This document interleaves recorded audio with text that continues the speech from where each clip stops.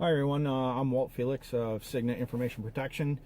I also help administer the Cigna Shutterbugs community within Iris. Some of you may be familiar with my posts, Walt's Photo Friday, also some of the weekly photo challenges that I post up there to try to get to share and try new things with folks. Today I thought I'd do something a little bit different. Rather than just posting one of my photos for Photo Friday, I actually thought it would be kind of fun to maybe do a video blog based on the process that I go through to kind of create the image. My photography is not really a snap, click, get a picture, that's it. It's more of a creative process. There's a lot of things that I kind of do in the background to kind of really bring out something more than what you actually see with your natural eye. So I want to kind of just build on that that scene that I see and kind of build up something even bigger. So today I'm in Washington, Connecticut. It's a nice 38 degrees right now. I was out here recently for to take a picture of the Steep Rock train tunnel. This is an old train tunnel that was built back in the late 1800s. I can't remember the date off the top of my head. I know it ceased operation in like 1948. Right now it's part of the Steep Rock Preserve. There are hiking trails here. It's a great area to come out hiking and everything. And one of the trails actually takes you through the tunnel. The tunnel is 238 feet long, if I recall correctly. It has a slight curve to it, so you don't actually see directly through from one side to the other. Naturally, you actually, you can see a little bit of the daylight on the far side, but there's just enough of a curve to it that it doesn't, it's not a straight visual through. When I was out here the last time, I think it was like a little over a week ago, one of the things I noticed was the ice formations that were kind of forming from the ceiling kind of down to the floor within the tunnel. It really was kind of neat looking. I thought it would be a great opportunity to maybe light paint it.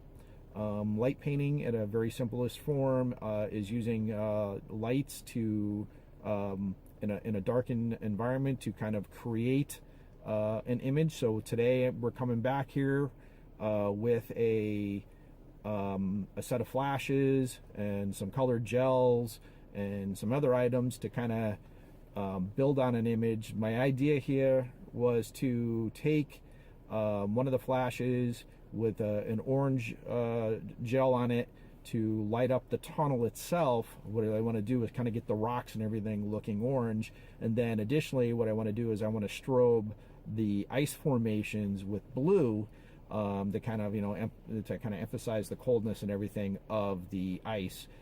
So it's going to take me a little bit to get in there. I'm just at the entrance to the park right now. Actually, let me kind of get rolling because I'm in somebody's way. And of course I dropped the phone. Today, I'm going to try to do this with my cell phone, kind of just create the little video here. But what we're going to do is we're going to go into the park. We're going to have to hike. It's about a mile from the parking area where I park to the actual tunnel. And I have to bring in a couple bags of gear that I have. So it's going to have to, depending on how icy it is, I may have to use the snowshoes. I don't know if they got the trail clear or not. All right, we're making our way down the road there. This area is really popular with hikers and stuff, so there's usually quite a few people out here. I can already see it doesn't look like was when I get over here to the main gate here where it gets closed off. It doesn't look like the main trail is cleared, so I'm probably gonna have to yeah, definitely I'm gonna have to put on the snowshoes. Probably don't really need them, but I'm gonna use them anyways, only because I'm hiking in with probably about 35-40 pounds of gear, and it's going to be a little bit of weight, and I don't even want to take a chance of slipping and falling here. So we're just gonna err on the side of caution, put the snowshoes on, get all the backpacks loaded up, and then hike our way out there. Started taking the walk down. You'll see the trail here. The snowshoes actually turned out to be a little bit more cumbersome than they were really worth, so I've taken those off, and we'll just continue to walk down to where the tunnel is, or up to where the tunnel is. Right now I'm about 3/4 of a mile from it. That's the path, and then once you get up a little ways there's another spur that comes off that. There's a trail. It's a blue square trail. You got to follow that. That's the actual old rail bed, and it takes you all the way out to the tunnel, but it's still a little bit of a ways off, so let's make our way out there. So here we are.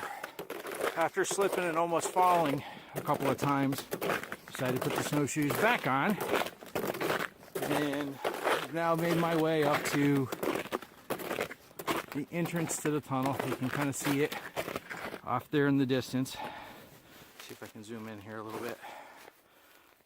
Let's see. There's the entrance to the tunnel right over there. You can see.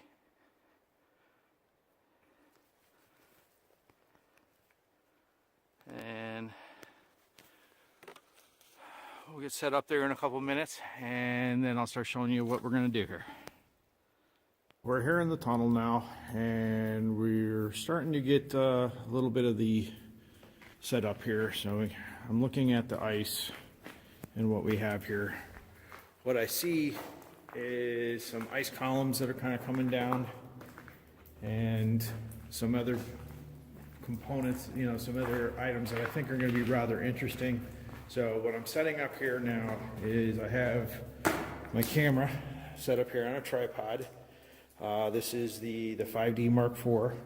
I have a remote, just a wireless remote here configured on it, so that way I can see, you know, I can remotely trigger it. And then what I have here is some flashes, and these are just some inexpensive cheapy flashes that I picked up on eBay. These are these old Vivitars. What I like about these is I have these different colored gels that go for these. So I have a bunch of blues, a bunch of reds, and orange and yellow, and they're all part of the that particular setup. So what I'm going to do now is I'm going to take a series of photos, and I'm going to do those in stages. And what we're going to end up doing is later on the PC, we're going to take all these different images, bring them in together in Photoshop, mask out certain areas so I can highlight certain colors. So the idea that I have here, and I'm going to reverse the camera here for a second. Okay, that's what I needed there. All right, so the idea I have here is I have these columns of ice here that I want to illuminate with a blue. And I see 3 good-sized columns of ice. It is really slick in here, so I gotta pay attention to where I'm walking. And then there's the far end of the tunnel there. So another column of ice here, and then a 3rd column of ice there. And there's actually a couple more out on the other side, but we'll get the idea here. Turn around.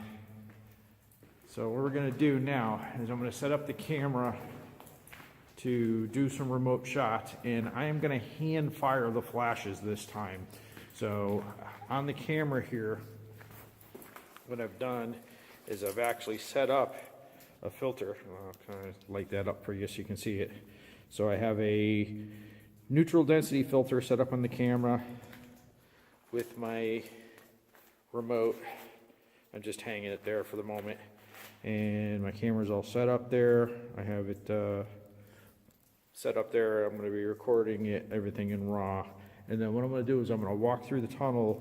I'm going to trigger the flashes manually, remotely opening up the shutter on the camera. The camera I'm actually going to run probably maybe, I think it's about a 10-second shutter. I need to go double check on it, and I'll do some tests here to verify. But that's where we're starting. So we'll stop right here and get the camera, get this cell phone mounted up onto the camera. I'm going to put it right here on this mount here so you can see what the camera sees. Now, here I got my camera set up. And let's see, actually, with my test shot, we ended up with almost a 30-second shutter speed. That seems a little long for me, but I may drop that down some, so let's get that set down a little lower. Let's get that off there. I'm just going to make some few adjustments here.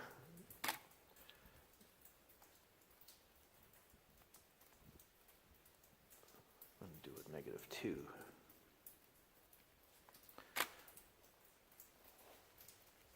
Let's see what we're looking at. Still giving me a 30. Let's drop the. That's about a 15. Okay, so what we're going to do is we're going to do an f8. I'm going to do an exposure compensation -2 because I really don't want to get a lot of light. Really, I want to kind of get the light in the actual ice columns themselves, and then the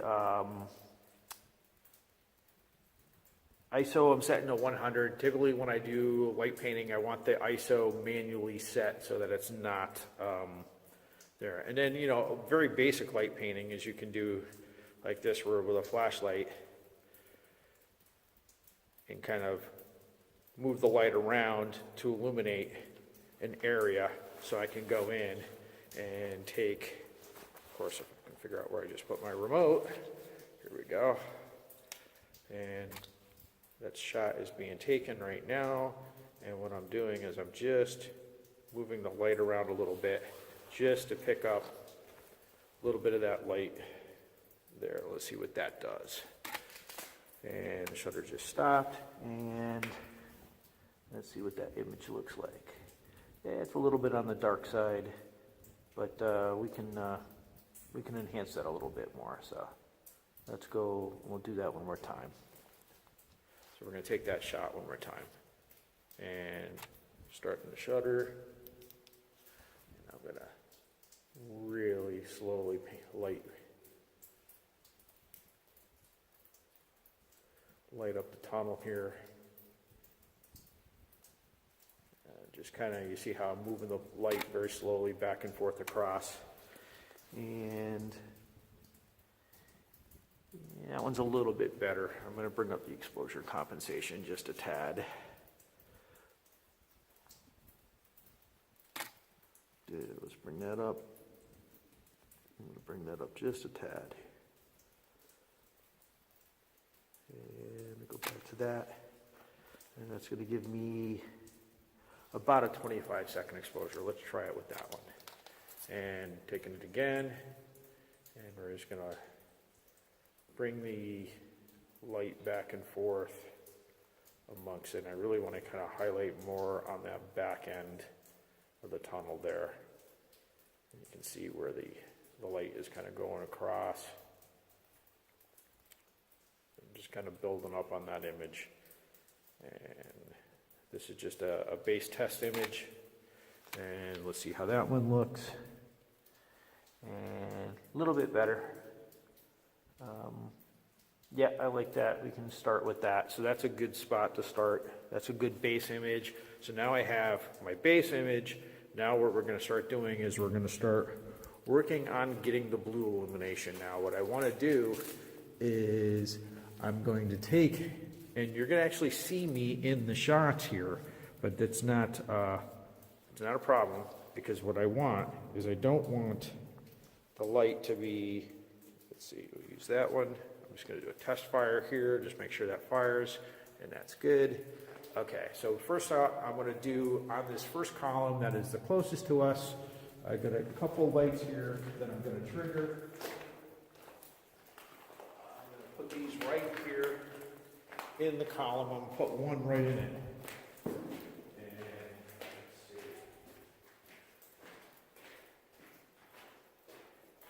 So I'm going to try to get in here without falling.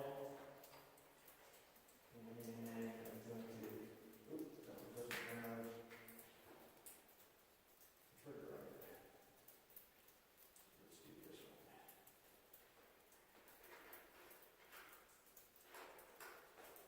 Yeah, that's perfect.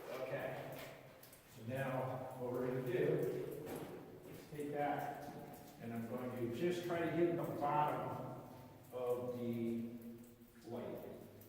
And start the shutter, and what I'm going to try to do is just kind of illuminate that bottom piece right there.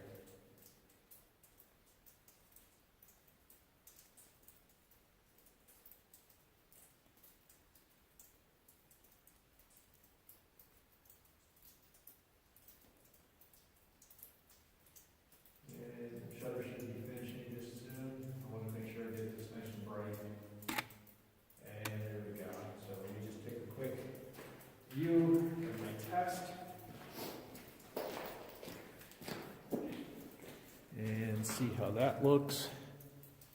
And, ooh, okay. A little overexposed on the bottom, not a big deal. That actually has a nice look to it. I think we just continue building on it. So, next few minutes is just gonna be dull. I'll speed this up so you can kind of see, but what I'm gonna do is I'm just gonna work my way down the line and kind of hit each one of these ice columns separately. So, let's go and keep playing.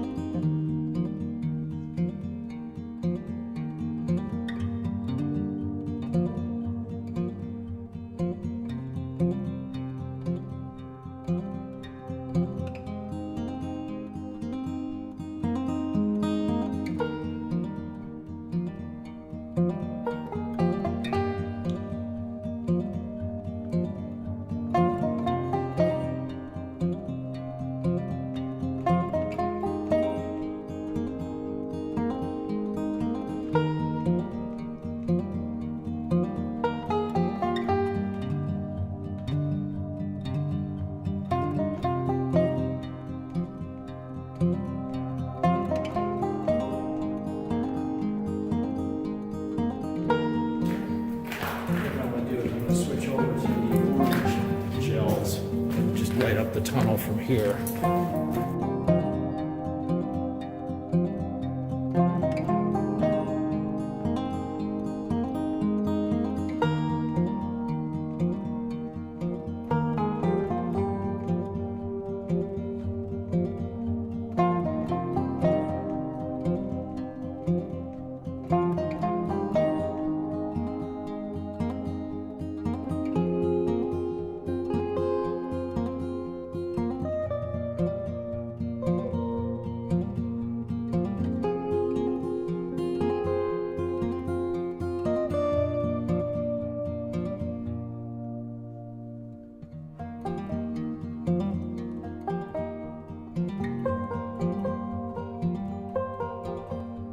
Okay, after snowshoeing back, finally made it back to the Jeep. Definitely one tool that really comes in handy because that thing can get us pretty much anywhere I want to go.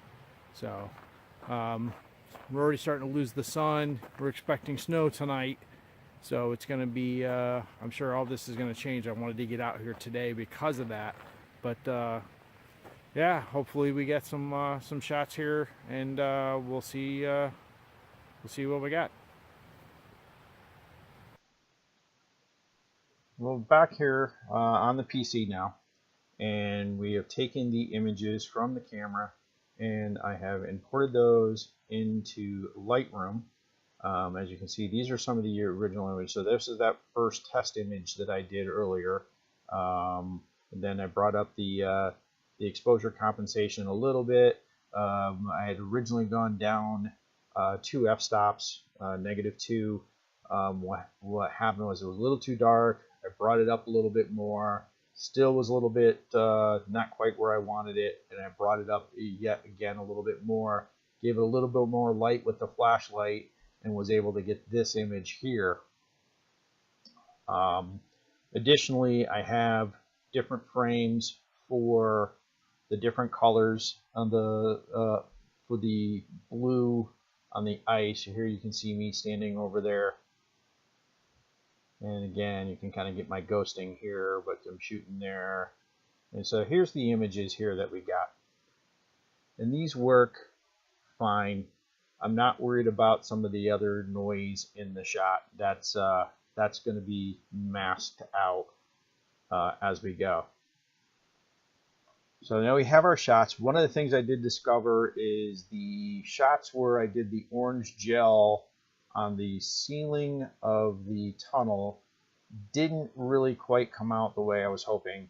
One of the things I failed to do was to do a test shot with those and adjust the exposure for that gel. Additionally, I was having a little bit of trouble with the remote. It didn't fire in some of the instances. It didn't fire fire the camera where it needed it to. But not a big deal. I can actually compensate for that. We're not going to use any of those shots with the orange gel. We're just going to use the ones with the blue, and we're going to use those background shots that I created. So now once you have it into Lightroom, in Lightroom we can go in there and play with the numbers and everything. But what we can do is you can actually select a group of photos, and then you're going to say photo, edit in, open as layers in Photoshop. Now, to save a little bit of time, I did this because it does take a bit of time for it to import into these layers. I have already brought in those layers, so I do have them in Photoshop right now, and I've actually played with them a little bit. So here is that background image, and what I've done is I added a little bit more orange hue just to these rocks over in here, just to kind of bring them up. Give it a little bit more orange, so kind of get that what I was envisioning. Then what I did is I duplicated that layer. And here's the layer right here, and then I set that layer as an overlay. And these two layers here, they're going to become my background image. So I'm going to turn on this back layer here, and I've already played with the, I did some additional hueing on that one as well to really kind of pop those colors out. Next, I took the different blue layers, and they were all imported in with the import. And then each layer here, I'm actually going to go in and I'm going to bring in each layer to show you what that layer is. So this is a layer for blue, and I'm actually going to recreate this one so you can see it. This is a blue layer. I'm going to delete the mask. Okay, so this is one of the shots there. And what I want to do is I want to overlay that into the two background images. So here's the background, and here's this. Now, as you notice, with this set to opacity 100% normal, it pretty much just masks out everything in the layers below it. So you can see that me turning those on and off doesn't make any change here. Okay, but what I want to do is I want to take this layer and I want to use it to lighten the layers below it. But what it also does is that I only want it to lighten just this section of ice right here. I don't want to lighten the rest of the frame. So what we're going to do is we're going to create what's called a layer mask. And in a layer mask, what it is, it's this button right here. It creates this mask, and I can show you what that mask looks like. It's just a white sheet of paper. Kind of what we're going to do is we're actually going to change the color of that to black. I'm going to do a fill on that. Okay, we're going to break that. Now here we go. So here we have that black layer. So now anywhere where there's black, it is not allowing this layer, it's covering over the layer, it's not allowing this layer to interfere with the two layers below it. I think I explained that correctly. we're going to take a brush. And what I like to do with the brush is I usually set the brush very, very soft. So I'm using a soft brush. I'm kind of kicking the size up, but I'm putting the hardness down really, really low. So we're kind of getting a very, very soft edge to that brush. Additionally, what I'm doing is I'm putting some smoothing on it, a little bit, not a lot, and then I'm dropping the opacity down as much as I can. And I'm going to go to that layer mask that I have, and I'm going to paint right over the image. I'm going to zoom in on that right there. And what I'm going to do, let me drop my size down just a tad. And I'll bring it up just a bit more. And you'll see as I'm going in, what it's doing is it's taking the color in this image here that I have, the ice in blue, and it's kind of bringing that through to this layer.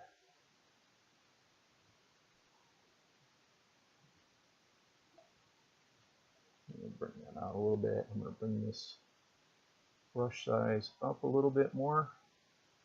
I'm going to kind of just bring in, you can see the reflection in the ice below there. And what I want to do is I want to take this layer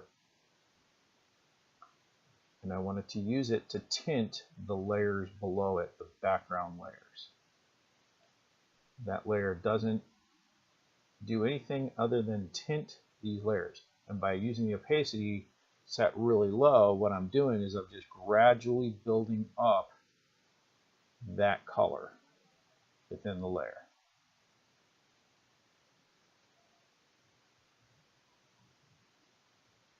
And as you can see, so there's, you can see I've gotten just a little bit of blue in there. I really don't want to overpower it. Just want a little bit of that in there. You can actually see when I go to the mask, that actually is what I am currently painting into that mask. Wherever I have white, it's allowing the color of that layer to be lightened into the layers below it.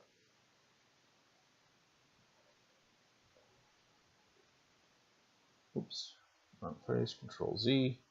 That's one thing you always have to be careful with, is you want to make sure you're on the mask when you're doing the lightning. Bring that in right there. And that's good. Now, what I can show you is I've created the layers, all the different layers here. I have the masks currently shut off. I have the layers currently shut off. Now I'll show you the final image is these, where I turn them on one by one. I add those layers so you can see how that just added this little bit of hue right into the here, into this ice here in the foreground and right into this ice here in the background. Bring those up, next layer up. You see it adds this light right in here. I'm going to bring up the next one here. That one just brings up a little bit of hue right in here. Okay, we're starting to add some light to this column over here. A little bit more light to that column.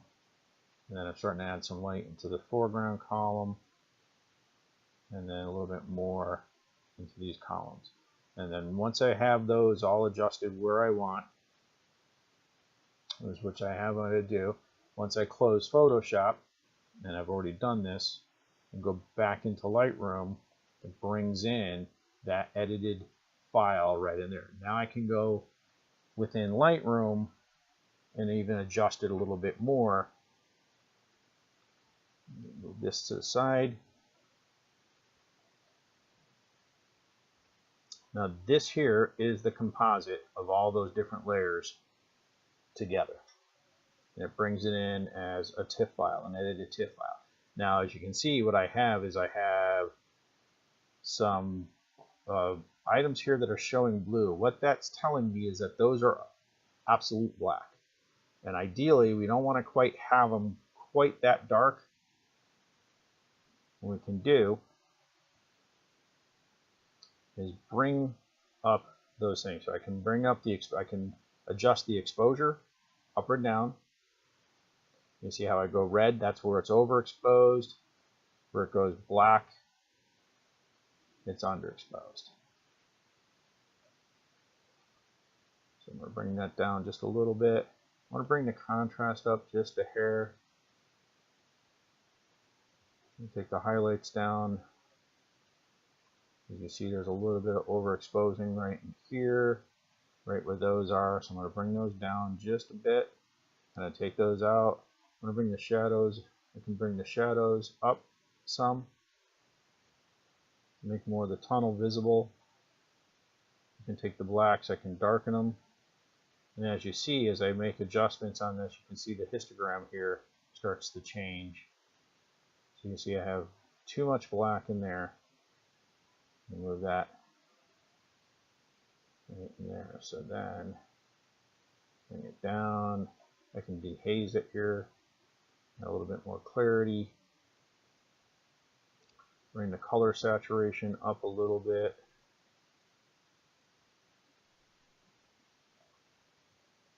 That's a good spot right there. I'm going to go down. Usually I like to do lens correction on my shots, so I'll go in there, remove chromatic aberrations, and enable. What it does is it picks up the lens. See, I had a Canon EF 50 1.4 lens on the body, and picks up and it makes the adjustment for me on that. One of the things I like to do is I like to do some sharpening once this catches up.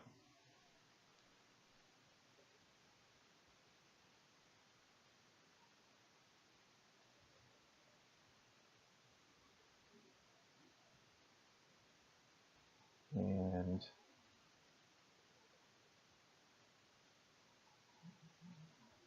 I'm just going to think about it for a few minutes.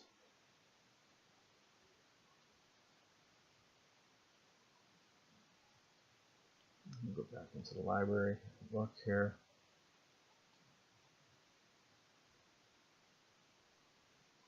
There we go.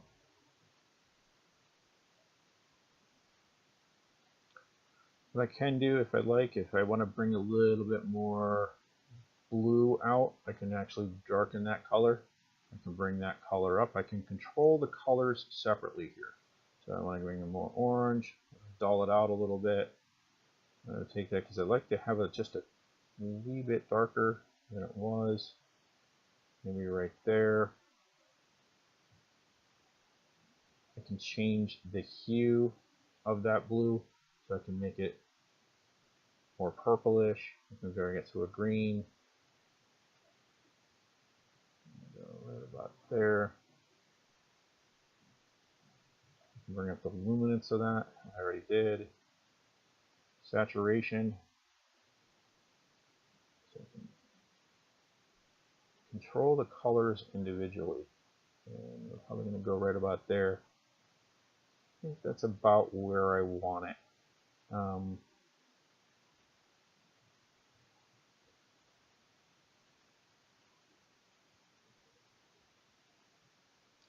It's a little difficult here because I'm running the screen at a resolution I don't normally use, so that I can record the video. So everything is a little bit different configuration for me right now. I'm going to add a little bit of vignetting to it, just a wee bit here, just kind of darken this foreground just a hair right around the edges. A little bit of vignetting to it. I think that's about where we're going to stop. Right there, and that is our final image. All right, everyone, thank you. I hope you enjoyed this. I know it went a little bit long on the video. Figure I'm going to try to do this from time to time, just to kind of take you through the process of how I go and I create some of my images. Thank you.